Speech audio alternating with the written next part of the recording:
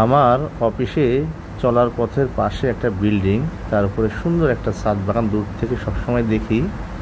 একদিন আমি ছাদ বাগানে যে দেখি এত সুন্দর সেট আপ, আমি খুবই আশ্চর্য হয়ে যাই।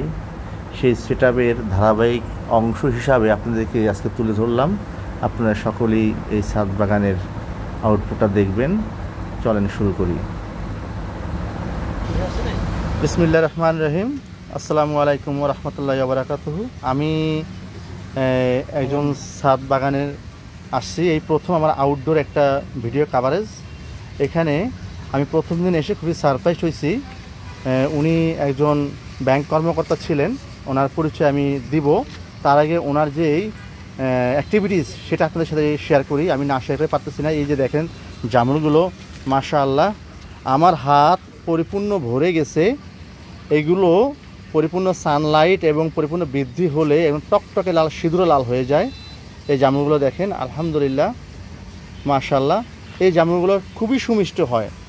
এবারে এই গাছের জামরুল অলমোস্ট যতটুকু জানতে পারলাম 40% ঝরে গেছে। তারপরে ওনারা এই মশারি দিয়ে কাভারেজ করে রাখছে। দেখেন গাছগুলো অলমোস্ট মশারি দিয়ে কাভারেজ করা। এই আপনাদের দেখানোর উদ্দেশ্যে উনি মশারিটা অনেকটা একটা কোনা খুলে দিয়েছে। আমি আপনাদেরকে দেখানোর চেষ্টা করি। এই দেখেন গাছে পর্যাপ্ত জামরুল, মাশাআল্লাহ পর্যাপ্ত জামরুল। এই জামরুলটা প্রথম দিকে যে পরিমাণ ধরছে তার 40%ও এখানে নাই, সবই ঝরে গেছে। এবং যতদূর বিবরণে তাদের থেকে পেয়েছি, এই জামরুলগুলো টকটকে লাল হয়ে যায়, সিঁদুরে লাল এবং খুবই সুমিষ্ট জামরুল। এবং এই আসলে জামরুলগুলো এতটা সেন্সিটিভ, একটু বাতাস সহ্য করতে পারে না, আঘাত পেতে পারে না, পড়ে যায়। অনেক জামরুল ধরছে, অনেক। দেখেন একটা ড্রামে তাদের সেট আপটা, গাছটা অনেক সুন্দর ডোয়া প্রকৃতি করছে।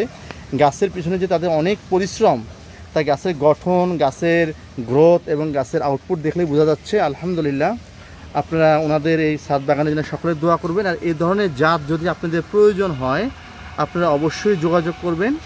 আমাদের মেসেজটা হচ্ছে এরকম, আমরা একটা সঠিক জাত সকলের ছাদে পৌঁছে দেব, যাতে সকলে যেন ছাদ কৃষিতে যেন ইনভলভ হতে পারে, পাশাপাশি যাতে ফ্যামিলির পুষ্টি এবং বাজার ব্যবস্থাপনার নির্ভরতা কমে যায়। তো এবার আপনারা দেখতে পাচ্ছেন আরেকটা আম গাছ। এই আম গাছটা অনেকেই চিনতে পারছেন, এটা হচ্ছে আম্রপালি আম।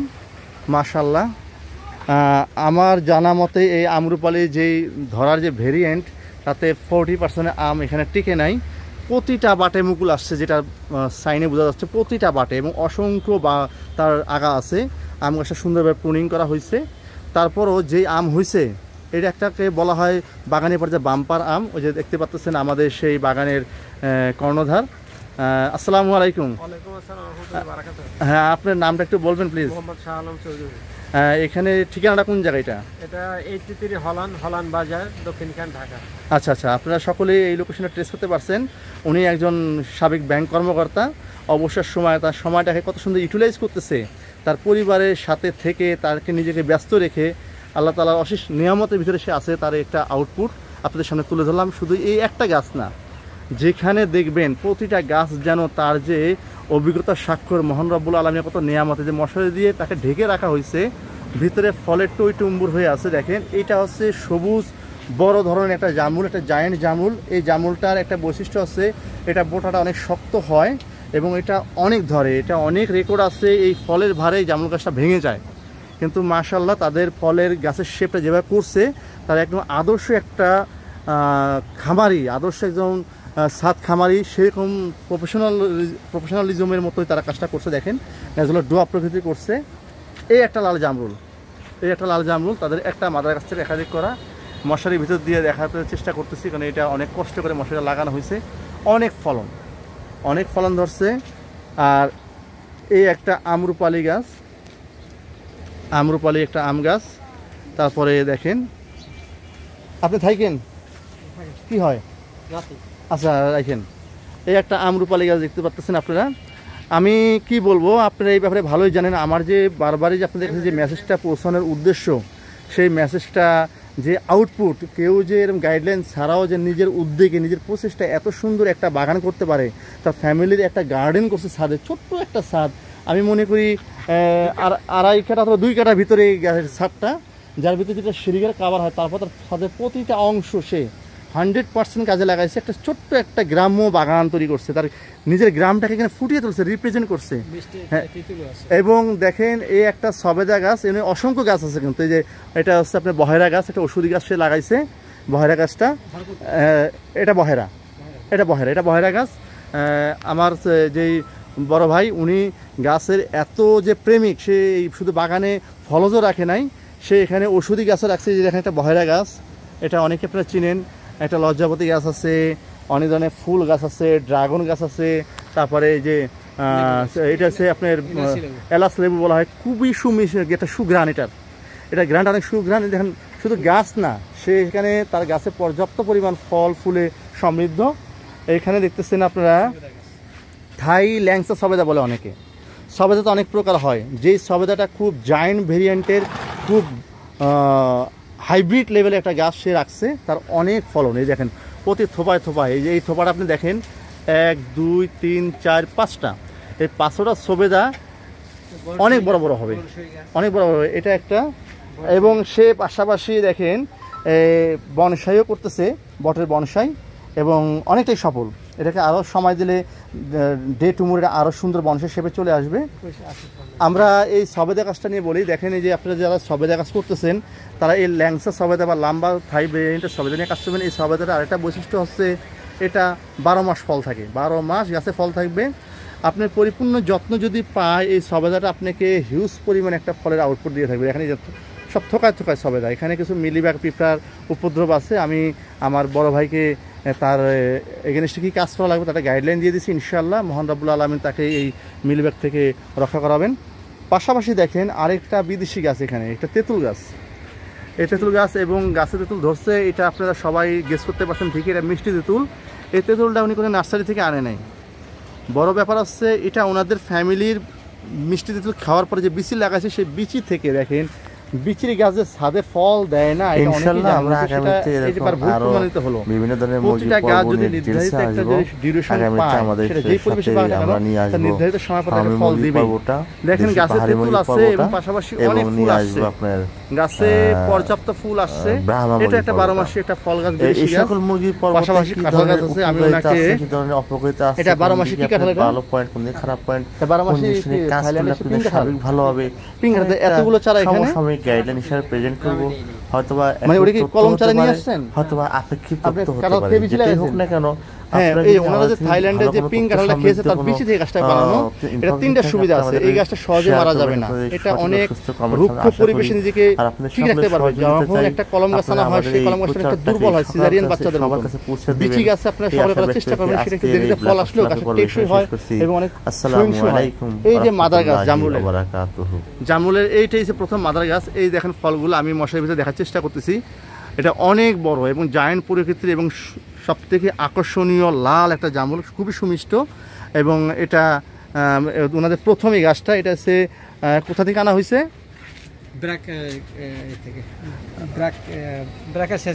হ্যাঁ, ব্র্যাক সেল সেন্টার থেকে আনা হয়েছে। আমরা ব্র্যাক নার্সারির সুনাম ইতিপূর্বে আমি আবারও এর আগে বলছি, এখন আবার বলি, দেখেন এটা আউটপুট। আপনারা যদি কেউ যদি কোনো গাছ কিনে থাকেন ব্র্যাক নার্সারি থেকে, আপনারা একদম কনফিডেন্স সহকারে গাছটা নিতে পারেন, তাদের কথা আর কাজে বা গাছের লেভেলিং ট্যাগে। এবার আপনাদেরকে আমরা দেখাবো একটি রঙিন আম। এই রঙিন আমটা কতটা বড় হয়েছে আপনারা আমার হাতের শেপে আপনারা দেখলে বুঝতে পারবেন। আমরা গেস করতেছি এটা 500-600 গ্রাম হয়ে গেছে। এই আমটা পালমার নামে এটা আনা হয়েছে, রেড পালমার। আমি বিশেষ করে এই আমটা রেড পালমার নিয়ে কনফিউজড। যদি কোনো সহৃদয়বান ব্যক্তি এবং আমের ব্যাপারে অভিজ্ঞতা ব্যক্তি যদি এটা দেখেন, এটা কোন জাতের আম আমাদের কমেন্টস করে জানাবেন। আপাতত আমি এটা রেড পালমার হিসাবেই নিলাম, কিন্তু আমি সন্দিহান। এটা আমটা খোলার পরে আমি রেড পালমার আমটা গোল হয়, রেড পালমার আমটা গোল হয়, নিচে দিকে সুচালো হয় না। এটাকে আমি আবার যে কিং অফ চাকাপাত বলবো তাও বলতে পারতেছি না। কিং অফ চাকাপাত এরকমই হয়। আসলে আমি একটু ডিটারমাইন্ড, আমি আরও গুগলিং করে আমটা শেপ নিয়ে আমি তার সাথে কনফার্ম করার চেষ্টা করি যে আমের এই যে পাতার ধরন। মাশাআল্লাহ আম ধরছে, ওই একটা, এই একটা, ওই একটা, আর এই একটা। হ্যাঁ, আম গাছটা এখানে 2টা আম আছে। এই আম গাছটা এই পাশাপাশি ওনার দেখেন অ্যালোভেরা গাছ আছে, আম গাছের নিচে পুদিনা গাছ আছে, দেখেন উনি পাশে সবজি, এই যে ফেলে দেওয়া সম্ভবত ব্যাটারি কার্টুনগুলো, তাই না? ব্যাটারি কার্টুনগুলো দেখেন, ব্যাটারি ককশিটে কার্টুন কত সুন্দর কাজে লাগিয়েছে। একজন ন্যূনতম আমাদের ওয়েস্টেজ ম্যানেজমেন্টকে এত সুন্দরভাবে করছে, পুরনো ফার্নিচার বা তেলের বোতলগুলোকে কাজে লাগিয়ে ওনারা যে একটা ঘরোয়া পর্যায়ে যে একটা ফার্মিং করতে গেলে যাতে ইনভেস্ট লাগে না, জাস্ট আমার বাসা বাড়ির ওয়েস্টেজটাকে ডিকম্পোস্ট করে গাছে যে কাজে লাগিয়ে করা যায়। ওই একটা পুরনো লেবু গাছ দেখতে পাচ্ছেন আপনার ওর কাছে যাচ্ছে। তার আগে সব থেকে আমার পছন্দের আম, মাশাআল্লাহ আলহামদুলিল্লাহ, ব্যানানা আম। এই আমটা আমার মনে হয় এর ভিতরে এখনো বিচি হয় নাই। এই আমটা প্রায় 8 ইঞ্চি থেকে 10 ইঞ্চি লম্বা হবে, কারণ গাছটা অনেক হেলদি এবং এই আমটা কালার আসে, এটা আমটা কালার আসে তার, যার ভিতরে এই যে অন্যতম সাইন দেখেন অলরেডি কালার আসা শুরু করছে। এটাকে ইন্ডিয়ায় বলে মহাচানক, বাংলাদেশে বলে ব্যানানা, যে যেই নামে ডাকুক না কেন এটা এই ব্যানানা আম। এটা থোপায় থোপায় ধরে। আমার এই বড় ভাই যখন আমের পর্যাপ্ত মুকুল আসছে, গাছের সাইন দেখে বোঝা যাচ্ছে, কিন্তু উনি এই মুকুলের পরবর্তীকালীন যত্নটা করতে না পারার দরুন ওনার ফলনটা সেভাবে আসে নাই। মুকুল আসছে, গাছ তো মুকুল দেবে, পরবর্তী ফলন আসা পর্যন্ত পরে দায়িত্ব আসলে নার্সারি যে করে, যে নার্সারি যে মেনটেন্যান্স করে তার দায়িত্ব। সেখানে কিছুটা গ্যাপ ছিল, তার জন্য ফলনটা সেভাবে আসে নাই। তবে গাছ তার মুকুলটা ঠিক মতো দিচ্ছে, প্রতিটা বাটে মুকুল আসছে, তার সাইনগুলো আমরা দেখতে পাচ্ছি। আজকে আমি গাছের এই যে কিছু প্রুনিং করে দিছি, আগামীতে আমরা পর্যায়ক্রমে আরও প্রুনিং করে দেবো, যাতে গাছের শেপটা যাতে আরও সুন্দর এবং গঠনমূলক হয়। এই দেখেন এটা ব্যানানা আম দেখতে পাচ্ছেন, মাশাআল্লাহ অনেক সুন্দর। পাশে এই যে আমাদের পেয়ারা গাছও আছে, হ্যাঁ এই যে লেবু গাছটা। আর হ্যাঁ, এই যে পলিথিনের ভিতরে দেওয়ার একটাই উদ্দেশ্য আপনারা জানেন, ছাদ কৃষিতে বা ছাদ ফার্মিংয়ে পলিথিন না করে রাখলে ফলগুলো ভালো হয় না, পোকামাকড় বা আমরা এক্সট্রা কীটনাশক আমরা অ্যাপ্লাই করি না, আমরা সম্পূর্ণ অর্গানিকভাবে উৎপাদন করে থাকি। মাশাআল্লাহ আপনারা দেখেন অনেক সুন্দর আম, এবং প্রত্যেকেই যাতে এই ধরনের ছাদে যাতে এরকম আউটপুট পান, এবং আমি যে বারবারই আমার চ্যানেলে বলে থাকি যে এটা অবশ্যই সম্ভব, সেটা একটা জলজন্ত উদাহরণ আমাদের এই যে বড় ভাই, উনি দেখতেছেন ওনার বাহ্যিক অবয়ব দেখেন, উনি আল্লাহর রহমতে এখনও সুস্থ এবং অনেকটা আমার আপনার থেকে অনেকটা ম্যাচিউর ইয়াং এনার্জেটিক একজন পার্সন। দেখেন লেবু গাছ, ফুল আছে, লেবু আছে, একটা এজড লেবু গাছ, অনেক বয়স্কটা লেবু গাছ, কিন্তু তারপরও লেবু গাছের পাতা পল্লবী ফুলে বোঝা যাচ্ছে যে সম্পূর্ণরূপে একটা স্বাস্থ্যবান লেবু গাছ এবং খাদ্য সমৃদ্ধ। পাশে তুলসী গাছও আছে, তার ফুল গাছ আছে, এই একটা আম গাছ। মাশাআল্লাহ আম গাছের শেপটা দেখেন, প্রুনিং করার কথা আমরা আপনাদেরকে বারবারই বলি, গাছে প্রুনিং করেন, গাছের শেপে নিয়ে আসেন। এই দেখেন এইটা যদি শেপের উদাহরণ হয় তাহলে এই গাছটার জন্য বেটার একটা উদাহরণ। এই গাছটা শেপের ক্ষেত্রে 100% ঠিক আছে। দেখেন এই একটা বাট, এনে 3টা বাট হয়েছে, তা ওই একটা বাট 3টা বাট বা 4টা বাট, এই একটা ডাল 3টা বাট, এটাকে বলা হয় একটা ট্রি শেপ। এখান থেকে আবার 2টা বাট হলে বা শেপিং করলে গাছটা এত সুন্দর গোল হবে, অনেকগুলো আগা পাওয়া যাবে, অনেক আগাতে অনেক মুকুল, অনেক ফল পাওয়া যাবে। তারপরে আমরা দেখেন পেয়ারা গাছ, দেখেন অ্যালোভেরা গাছ, পুদিনা পাতা গাছ, মানে যেভাবে তার গার্ডেনটাকে রিপ্রেজেন্ট করা যায়। ড্রাগন গাছ কীভাবে করা যায়, হ্যাঁ। তারপরে এই যে ড্রাগন গাছগুলো দেখতে পাচ্ছেন, উনি ড্রাগনও রাখছেন আর বাগানে। এটা একটা আম গাছ, কাঠিমন আম গাছ, সিজনে উনি আমটা রাখে নাই, একটা বুদ্ধিমানের কাজ করছে। কাঠিমন সেই সকল 12 মাসি জাতের গাছগুলো আমরা আপনাদের সকলকে আহ্বান জানাবো, সিজনে আমরা তো অন্যান্য আম পাই, সেক্ষেত্রে সিজনে আপনারা আমটা না রেখে অফ সিজনে যখন আমটা আসবে সেই আমটা ভ্যালু অ্যাড করবে এবং অন্য সময় আপনি আমটা খেতে পারবেন। বাংলাদেশে 12 মাসি আমের ভিতরে সবথেকে বেস্ট একটা জাত কাঠিমন গাছ।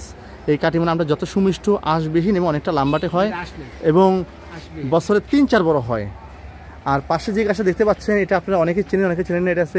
এটা কি গাছ আঙ্কেল? এটা হচ্ছে কারি পাতা। এই সেই কারি পাতা।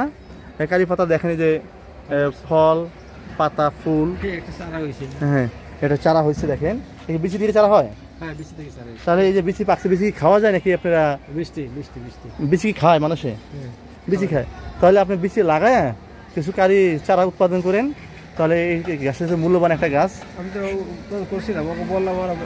হ্যাঁ এই যে আরেকটা বহেরা গাছ, এই বহেরা গাছটা আঙ্কেল খুব মানে ভক্ত। এই বহেরা গাছটা বড় ছাড়া ফল দেয় না, তারপর দেখা যাক। এটা একটা কাঠ গাছ, বড় জাতের কাঠ গাছ। তাই এই কারি পাতা। এই যে পাশাপাশি দেখেন জামরুল, আর একটা জামরুল গাছ, এই কী পরিমাণ জামরুল ধরছে, কী পরিমাণ জামরুল ধরছে মশারির ভিতরে। তো আমি আজকে ডিটেলসে না যাই। জামরুল গাছের অনেক শেপ গোল আছে। পাশাপাশি এই একটা আম, যে আমটা দেখা যাক কি আম, এটা নাম জানি না, এটা আমরা এখনও নাম জানি না। এটার মাথাটা চিকন আর এই শেপটা, এই যে আমটা অনেক বড়। এই আমটা গাছটাতে 3টা আম ধরছে, একটা না এখানে 2টা, 4টা আম ধরছে, 4টা আম ধরছে। এটা কি আম?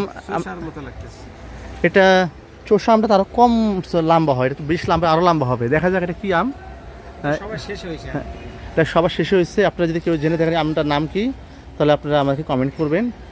এখানে 2টা আম আছে, এর ভিতরে 2টা আম আছে, আর এখানে একটা আম আছে। এই আমটা একটু বড় হয়েছে, মাশাআল্লাহ। দেখেন মাশাআল্লাহ, অলমোস্ট এটা 8 ইঞ্চি হয়ে গেছে, 8 ইঞ্চি হয়ে গেছে। এটা পলিটা বড় দেওয়া লাগবে, এটা আরও বড় পলি দিলে। এই যে বড়ই গাছ আছে, তারপরে এটা সম্ভবত মালটা গাছ।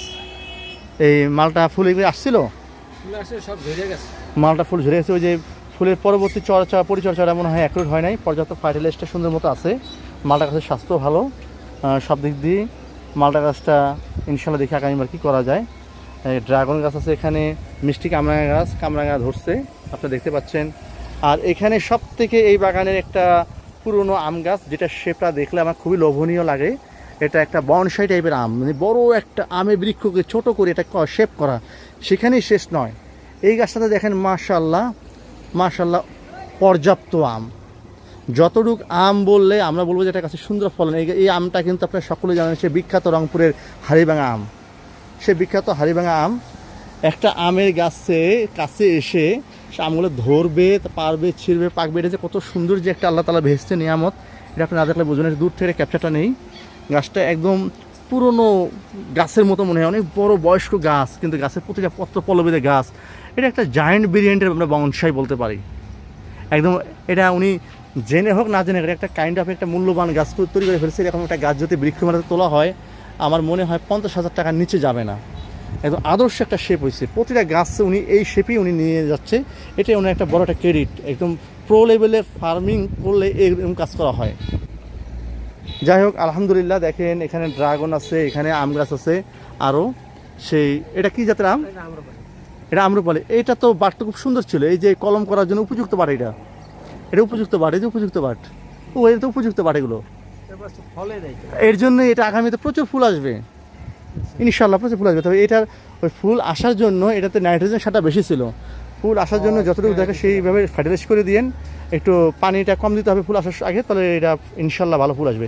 পাশাপাশি উনি সবজি দেখেন, করলা গাছ রাখতেছে সিজনালি, তারপরে যে আলু গাছ, লেবু গাছ, তারপরে পুঁইশাক গাছ। হ্যাঁ হ্যাঁ, এটা ইন্ডিয়ান আলু, এটা ইন্ডিয়ান আলু। ওনার শখের বাগানে দেখেন কত ইয়ে করতেছে, সব ধরনের জিনিস ওনার শখের বাগানে আছে। এটা মাটির নিচেও হয়, উপরেও হয়। আচ্ছা আচ্ছা আচ্ছা, ইন্ডিয়ান আলুটা 2 ভেরিয়েন্টের আলু। সর্বোপরি এই হচ্ছে সার্বিক অবস্থান। হ্যাঁ, এখন বড় ভাই কিছু স্পিচ নেব।